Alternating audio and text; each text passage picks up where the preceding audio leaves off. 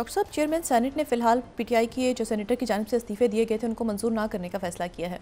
देखें जी, ये तो ये सियासत, आलमी सियासत जो दुनिया में हो रहा है वो बरह रास्त असरअंदाज होने जा रहा है पाकिस्तान के अंदरूनी मामला पे। मैं आपको सिर्फ ये बताऊँ कि शदीद अब तक मेरे ख्याल से काफ़ी दिनों के बाद ऐसा हुआ है कि इलात की जो जनूबी इसराइल की जो बंदरगाह वहाँ पे शदीद हमले हो रहे हैं इस वक्त। कुछ देर पहले और वहाँ पर ये हूतीज़ की तरह यमन से, और उसमें बड़े इलाके जो हैं इसराइल के इलात बंदरगाह पे, वहाँ पे इस वक्त आग लगी हुई है और 2 आयरन डोम जो हैं वो उन्होंने फायर करके रोकने की कोशिश की, वो नाकाम हो गए। अच्छा, अब ये जहन में रखें कि प्रेसिडेंट ट्रम्प ये आयरन डोम की सिर्फ बैटरी जो है ना, अगर खैर लगाएं तो वो $50,000 से ज़्यादा हो गया, $60,000 के करीब हो चुका है। और अगर उसको फायर करें, आप रोकने की कोशिश करें तो वो 1.5 लाख से कोई 1,80,000 तक, पहले 1.5 लाख था लेकिन अब 1,80,000 की बात हो रही है डॉलर्स। तो 2 इन्होंने रोकने की कोशिश की, दोनों फेल हो गए। उस पर अभी इंक्वायरी शुरू हो गई है, लेकिन वहाँ जो इतलात आ रही है इलाज से वो ये हैं कि उसमें काफ़ी इसराइल में जानी नुकसान भी हुआ है। ये जो कॉम्प्रिहेंसिव प्लान दिया है प्रेसिडेंट ट्रम्प ने, जो बात की है, ये जिसका कोई एलामिया नहीं सामने आया, उसमें ये कहा है कि नेतन्याहू को मैं पैगाम भिजवा रहा हूँ कि वो मज़ीद मगरिबी किनारे पे जो मज़ीद जो ईवन इलाकों में जो आबादियाँ हैं और वगैरह वगैरह वगैरह वगैरह, वो सारी की सारी जो है वो मज़ीद ना बनाए और फिर इसको हम आगे बढ़ाते हैं। तो ये जो प्लान है इसके मुताबिक ये बड़ी हद तक वही प्लान है जो मैंने आपसे कहा ना कि जिसमें कुछ इसको मिला लें आप उनके साथ इंटरनेशनल फोर्स की बात हो रही है, लगा अक़वाम मुत्तहिदा। टोनी ब्लेयर भी वो उसे हट गए थे, वो शुरू में जो टोनी ब्लेयर इंस्टीट्यूट का प्लान था उसे वो हट गए थे।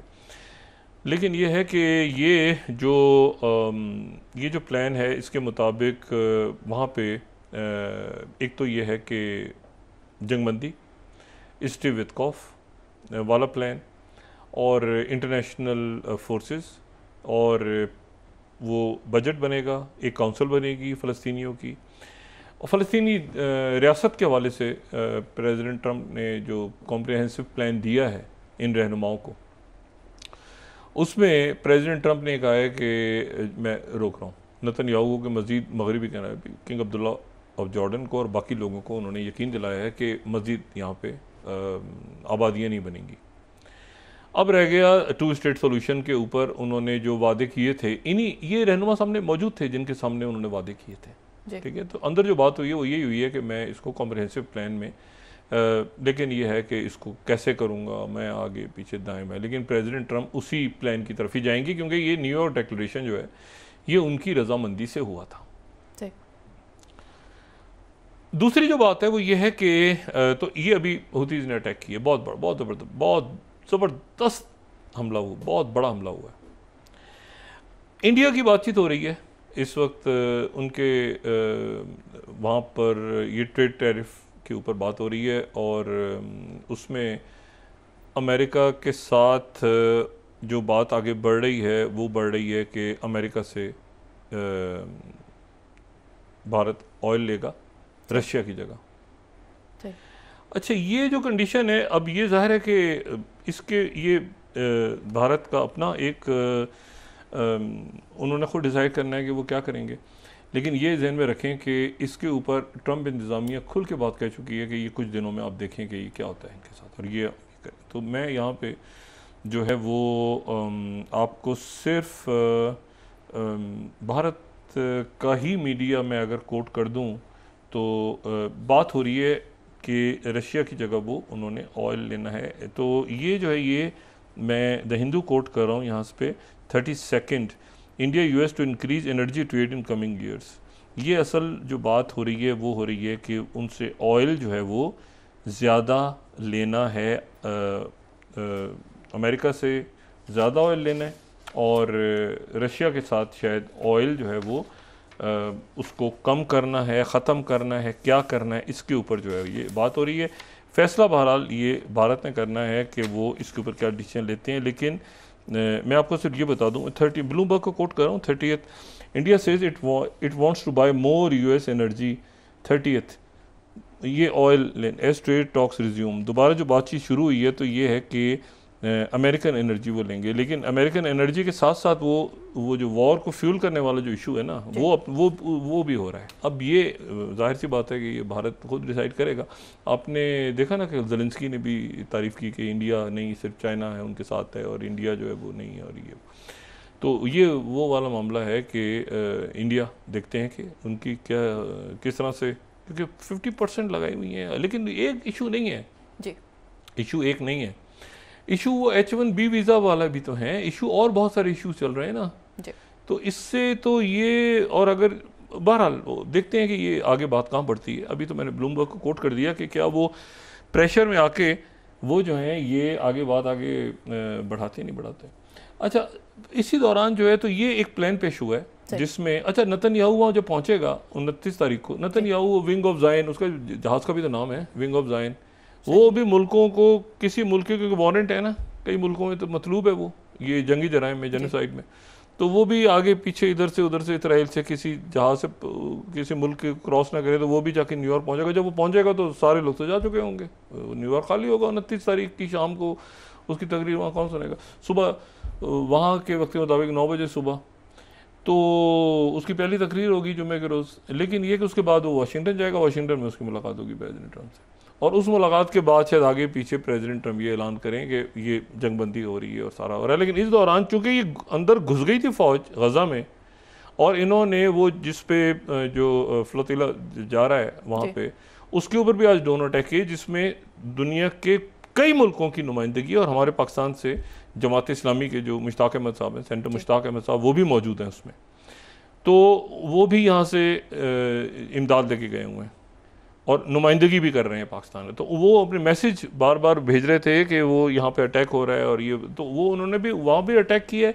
और फिर ये अलगाजी अस्पताल के अंदर घुसने की कोशिश की तो उधर से हुती ने धाने खोल दी। उन्होंने कहा जो भी करना है करो। तो ये इतनी बड़ी तबाही आई है अभी इसको देखते हैं। और दूसरा आयरन डोम्स जो है वो तबाह हो रहे हैं, और साथ ही थोड़ी देर पहले, यानी एक दिन पहले, चंद घंटों पहले उन्होंने कहा पेपर टाइगर है रशिया। 8 न्यूक्लियर प्लांट्स, 8 पुरअमन न्यूक्लियर प्लांट्स ईरान में रशिया ने ऐलान कर दिया है कि वो लगाने जा रहा है। 8 न्यूक्लियर पावर प्लांट्स, ठीक है।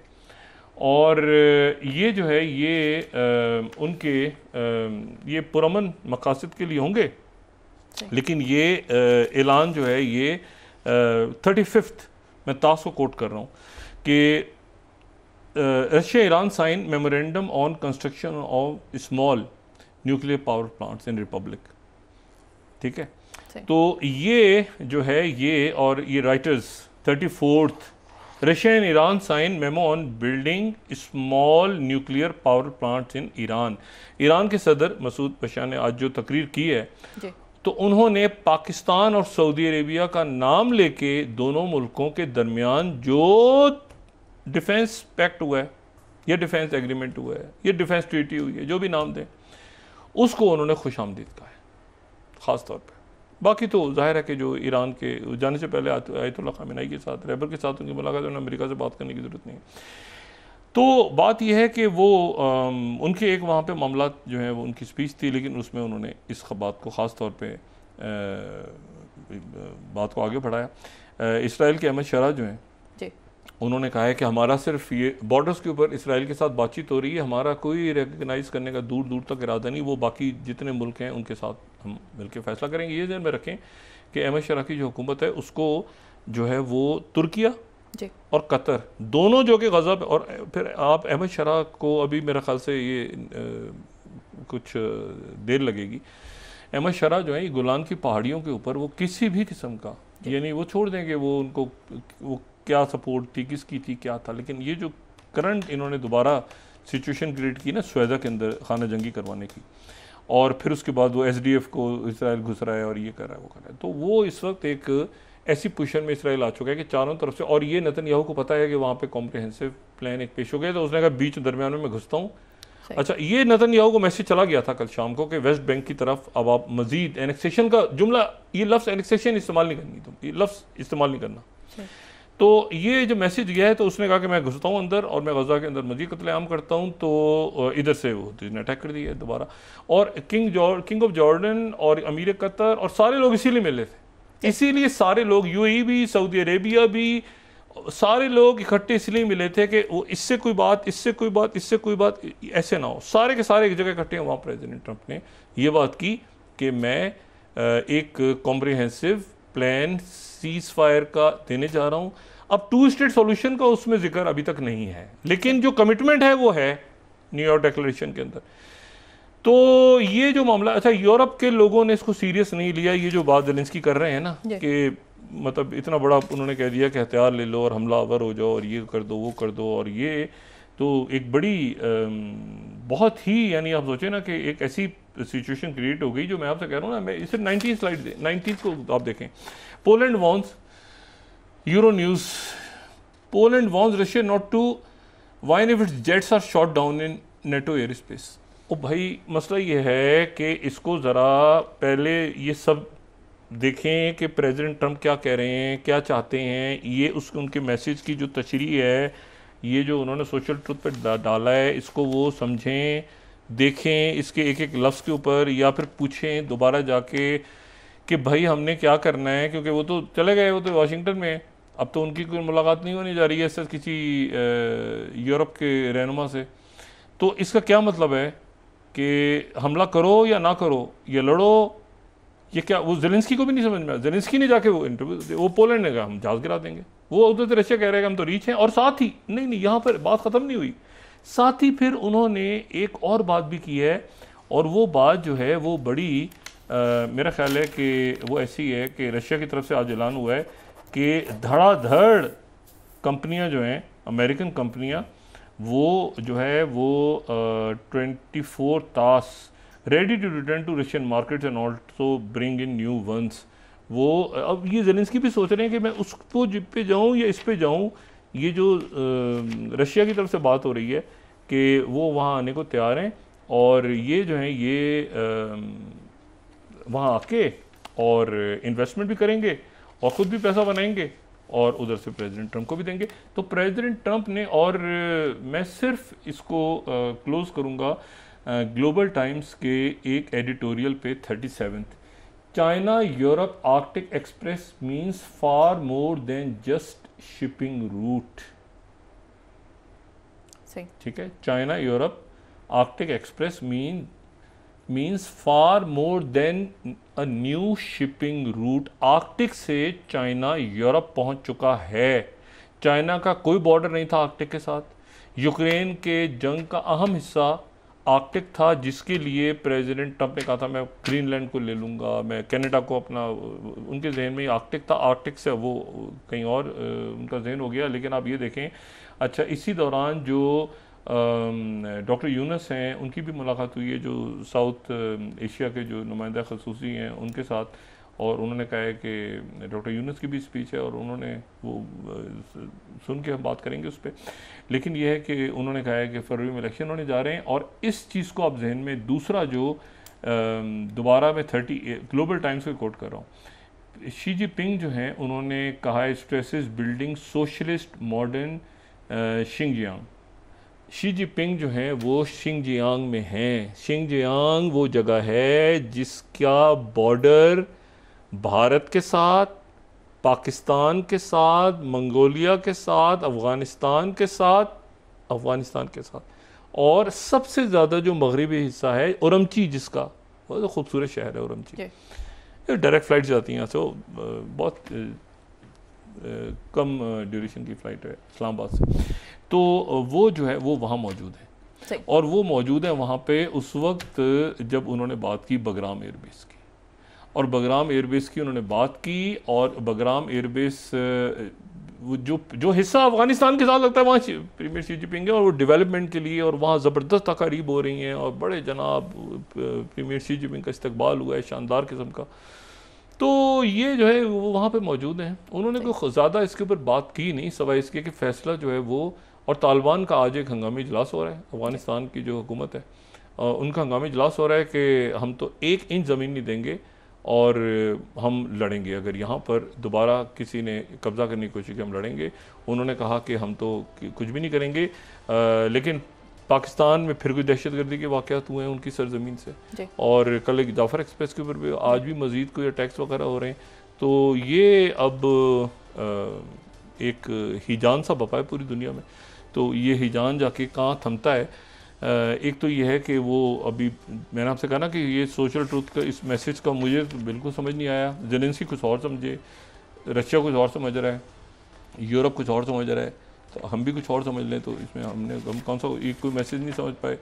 और दूसरी बात ये कि कॉम्प्रिहेंसिव प्लान जो है वो एक उन्होंने पेश कर दिया है, अरब ममालिक के सामने एलामिया उसका जारी नहीं हुआ, लेकिन नेतन्याहू को ये मैसेज चला गया बहरहाल कि जो है ये 2 स्टेट सोल्यूशन और यरूशलेम के हवाले से भी उसमें जो अल्टीमेट इन्होंने वादे किए हुए हैं ना कतर के साथ और बाकी सारे लोगों के साथ ये, और लेकिन उनका कहना है ये कि क्रेडिट मैं लूँगा, मैं थोड़े से कुछ और लोग मरमरा जाएं तो फिर क्रेडिट अल्टीमेटली मैं ही सोशल ट्रूथ पे डालूंगा। ये कैसे हो गया कि बाकी मुल्कों ने, फ्रांस ने और सऊदी अरेबिया ने, इन्होंने पहले ऐलान कर दिया और बाकी मुल्क सारे साथ शामिल होने शुरू हो गए, यूरोप के और पूरी दुनिया एक साथ चली गई। तो ऐलान तो मैं नहीं करूँगा, जंगें तो मैं ही रुकवाता हूँ। सही, बहुत शुक्रिया डॉक्टर साहब। नाज़रीन, इसके साथ ही आज का प्रोग्राम अपने इख्तिताम को पहुँचा। मुझे इसमें असलम को इजाज़त दीजिए, अल्लाह ने के बाद। जी डॉक्टर साहब। तो अब इस दुआ के साथ कि ये जल्द से जल्द जो प्रेसिडेंट ट्रंप चाहते हैं वो पता चले हमें, कि वो जो कह रहे हैं कि मैंने 7 जंगें रुकवा दी हैं, तो ये 7 से तो दोबारा हालात तो बड़े अजीब से हैं। ये तो जंगें रुकवाना तो एक मुस्तकिल हल होता है ना, ये ख़ुद भी इन्होंने बात की थी कि जब ये प्रेसिडेंट पुतिन से मिले थे अलास्का में, इन्होंने कहा सीज़ फायर हल नहीं है, कॉम्प्रिहेंसिव प्लान होना चाहिए। तो यहाँ तो पाकिस्तान और इंडिया, कश्मीर का मामला जो है वो दरमियान में ये तो सीज़ फायर है ना, ये भी कोई कॉम्प्रिहेंसिव प्लान तो नहीं है कि आप एक मुस्तकिल तौर पे यहाँ पर इश्यूज़ को हल करें। तो इसी तरह से वो गज़ा का सीज़ फायर इशू नहीं है इस वक्त, इशू ये है कि एक कॉम्प्रिहेंसिव प्लान, तो अगर वो कॉम्प्रिहेंसिव प्लान ऐलान हो जाता है और इसी तरह से ये कॉम्प्रिहेंसिव प्लान फाइनल होता है बिटवीन यूक्रेन और रशिया और बाकी तनाज़ात का, तो फिर उसके बाद आपको समझ में आएगा ना, ये तो वक्ती तौर पे तो सीज़ फायर तो फिर वो शुरू हो जाएगा थोड़े दिनों में। तो प्रेसिडेंट मैक्रोन ने जो आखिर में मैं उनकी जुमले पे कहूँ, उन्होंने कहा कि नोबेल प्राइज़ तो सिर्फ उसी सूरत में मिलेगा जब फ़लस्तीन का मसला हल करवाएंगे प्रेसिडेंट ट्रंप। ये मसला हल होगा तो नोबेल प्राइज़ मिलेगा, बाकी सारे जो हैं वो फ़ुरई मसाइल हैं। उन्होंने यूक्रेन को भी साइड पे कर दिया, ये फ़लस्तीन का मसला प्रेसिडेंट मैक्रोन ने कहा। अपना दोस्तों, रिश्तेदारों, गिरदोनवा के लोगों का सब ख्याल रखिएगा। अल्लाह हाफ़िज़।